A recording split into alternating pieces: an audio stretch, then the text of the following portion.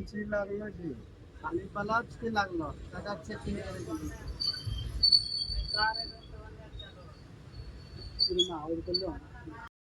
हम लोग का प्लान था श्रृंगी ऋषि धाम घूमने का। फिर क्या था, कटाए टिकट और चढ़ गए हावड़ा गया एक्सप्रेस में और पहुंच गए जमालपुर स्टेशन। और जमालपुर इसलिए उतर रहे हैं क्योंकि जमालपुर से लेकर के श्रृंगी ऋषि धाम तक हम लोग को बाइक से जाना था, इसीलिए जमालपुर स्टेशन उतरे। और अगर आप लोग को ट्रेन से जाना हो तो आप लोग कजरा स्टेशन पे उतर करके ऑटो से जा सकते हैं दोस्तों। पर हम आप लोग को उधर जाने के लिए अपने प्राइवेट बाइक या कार से ही जाने को रिकमेंड करेंगे, क्योंकि उस तरफ जाने के लिए बहुत ही कम साधन है दोस्तों। अपनी ये हावड़ा गया एक्सप्रेस अपने निर्धारित समय से 3 मिनट पहले ही जमालपुर स्टेशन पे पहुंच चुकी है। और जैसे ही जमालपुर स्टेशन पहुंचे वहां पे अपना दोस्त बाइक लेकर आया हुआ था और उसी के साथ चलना था हमको। और दोस्तों आप लोग को अगर उधर जाना हो तो अपना फुल व्यवस्था करके जाइएगा, क्योंकि ना ही उधर आपको पेट्रोल मिलेगा ना ही कोई पेट्रोल पंप मिलेगा, इसीलिए अपना व्यवस्था करके जाइएगा। अब हम लोग हरे भरे खेत मैदान घूमते हुए जा रहे हैं श्रृंगी ऋषि धाम की ओर और नज़ारा काफ़ी अच्छा है। हम लोग बहुत दिन से प्लान बना रहे थे पर प्लान बन ही नहीं रहा था, पर अचानक आज ऐसा क्या हुआ, मन किया कि आज चलना ही है तो एकदम चल दिए हैं।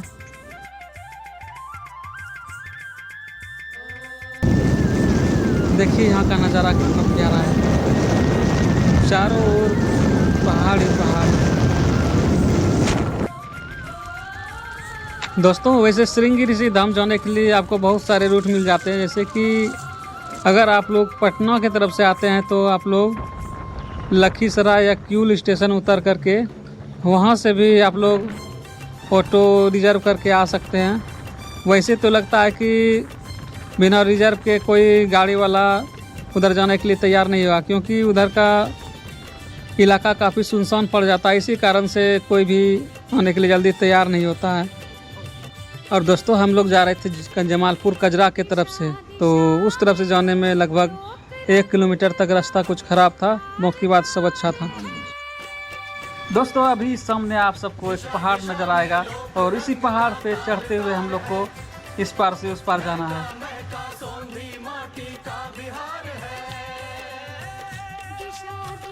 दोस्तों अभी हम लोग पहाड़वा पे चढ़ रहे हैं,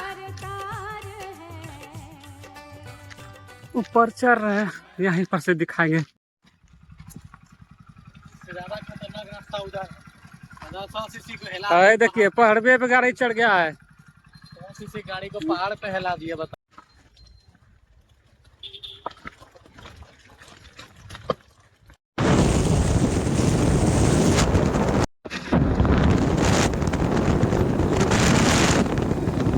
अपना जो भी दोस्त किसी टीचर में ज्वाइन कीजिएगा, इसलिए सब जगह पे भेजेगा।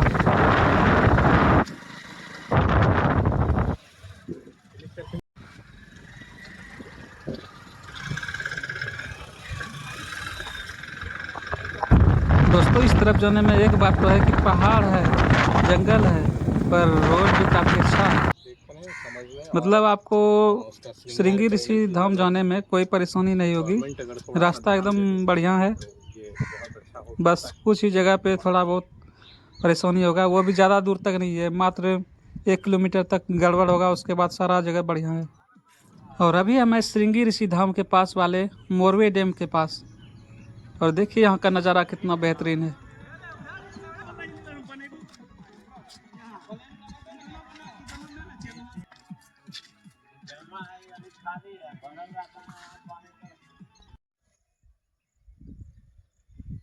चश्मा लाए का देखो ने पहनेंगे तो बिल्कुल पहनो। और इधर देखिए डैम का पानी जब ओवरफ्लो हो जाता होगा तो इसी तरफ से बाहर निकलता होगा। बढ़िया तो है। दोस्तों ये जंगल और पहाड़ वाला इलाका है, इसी कारण से यहाँ पे जो भी लोग यहाँ पे आते हैं थोड़े सवेरे के टाइम में आ जाएं, क्योंकि इस तरफ शाम के समय में थोड़ी परेशानी हो सकती है, क्योंकि सुनसान इलाका है और यहाँ पे बहुत सारे जंगली जानवर भी मिल सकते हैं। इसी कारण से थोड़ा सवेरे तो आइए। फाइनली हम लोग पहुंच चुके हैं श्रृंगी ऋषि धाम में, और आइए मिल करके देखते हैं यहाँ का नज़ारा। दोस्तों जगह काफ़ी खूबसूरत है, पर जिस समय हम आए हैं उस समय बारिश नहीं हो रही, इसी कारण से वाटरफॉल बंद हो चुका है। दोस्तों ये जो सामने पहाड़ दिख रहा है, इसी पहाड़ पर से जो है पानी गिरता है। अभी तो हम लोग सितंबर के महीने में आए हुए हैं, इसी कारण से अभी पानी बंद है। और यहाँ पे सावन के महीने में अक्सर देखा जाता है कि यहाँ के ऊपर से झरना गिरता है। और अभी है सितंबर का माह, बारिश नहीं हुई, इसी कारण से जो है यहाँ पे पानी की कमी है। हो सकता है अगर यहाँ पे बारिश हो जाए तो पानी गिरना शुरू हो जाएगा। अगर आप लोग यहाँ आने की सोच रहे हैं तो वैसे मौसम में आए जब बारिश यहाँ हो रही होगी। देखो गाड़ी लाया है, वो कैसे लाया यहाँ पे? क्योंकि यहाँ पे बारिश के मौसम में ही झरना देखने को मिलेगा।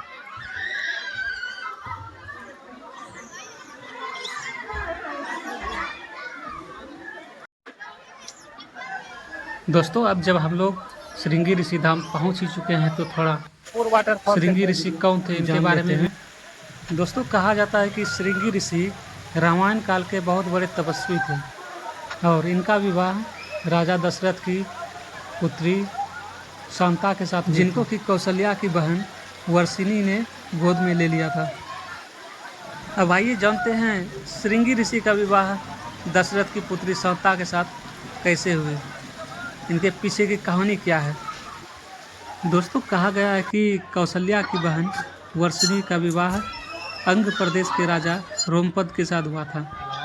और एक बार की बात है कि अंग प्रदेश में एक बार एक ब्राह्मण अपने क्षेत्र के फसल की पैदावार के लिए मदद मांगने के लिए राजा रोमपद के पास आए हुए थे, पर राजा रोमपद ने उनके बात पे ध्यान नहीं दिया, जिसके कारण से इंद्रदेव अपने शिष्य के अपमान का बदला लेने के लिए कई दिनों तक बारिश नहीं होने दी, जिसके कारण से अंग प्रदेश में पूरा सूखा पड़ गया था। फिर अंग प्रदेश के राजा रोमपद ने ऋषि श्रृंगी को वहाँ बुलाया और वहाँ पे यज्ञ करवाया, जिसके कारण से वहाँ पे भारी बारिश हुई थी और वहाँ के पूरे क्षेत्र में खुशी का माहौल था। और राजा रोमपद भी पूरे खुश थे, और जिसके कारण से श्रृंगी ऋषि से अपनी गोद ली हुई बेटी शांता का विवाह श्रृंगी ऋषि से कर दिया।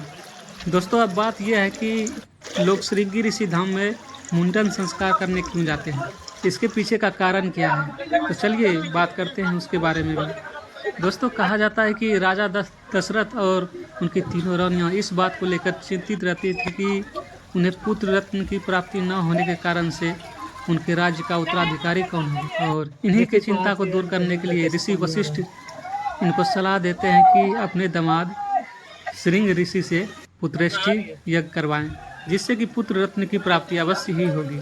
पर श्रृंगी ऋषि ने इस यज्ञ को करने से मना कर दिया था, पर अपनी पत्नी शांता के कहने पर उन्होंने इस बात को मान लिया और यज्ञ पूरा करवाया, जिसके कारण से राजा दशरथ को पुत्र की प्राप्ति हुई थी। पुत्र रत्न की प्राप्ति के उपरांत राजा दशरथ अपने सभी पुत्रों का मुंडन संस्कार श्रृंगी ऋषि धाम में ही करवाया था, और तब से लेकर आज तक श्रृंगी ऋषि धाम मुंडन संस्कार को लेकर प्रसिद्ध है। चलिए अब इस बारे में ज़्यादा बात नहीं करेंगे, क्योंकि ज़्यादा बात करेंगे तो आप लोग को नींद लगने लगेगी। इसी कारण से चलिए यहाँ का नज़ारा देखते हैं।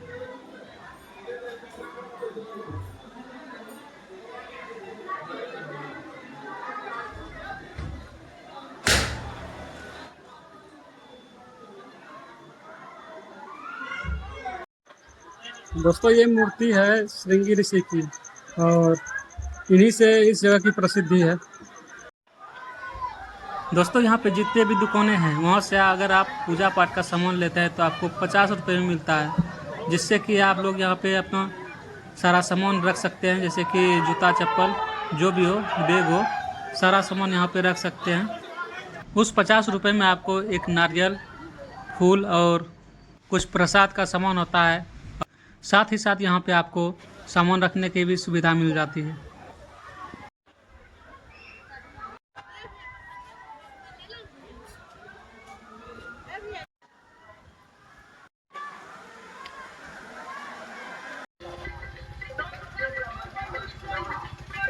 तो दोस्तों आज का ये ब्लॉग था श्रृंगी ऋषि धाम लखीसराय का। अब चलिए यहाँ से निकलते हैं घर की ओर, जिसके लिए हम बाइक लेते हैं और निकल जाते हैं रास्ते से घूमते हुए।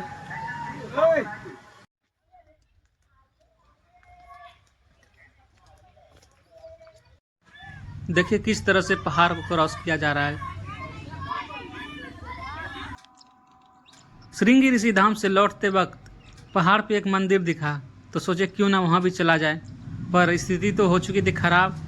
फिर भी वहाँ सामने गए और वहाँ जा कर के नीचे से ही फ़ोटोशूट कर लिए और प्लान बनाए कि अगले बार अगर इस तरफ आएंगे तो यहाँ भी ज़रूर जाएंगे।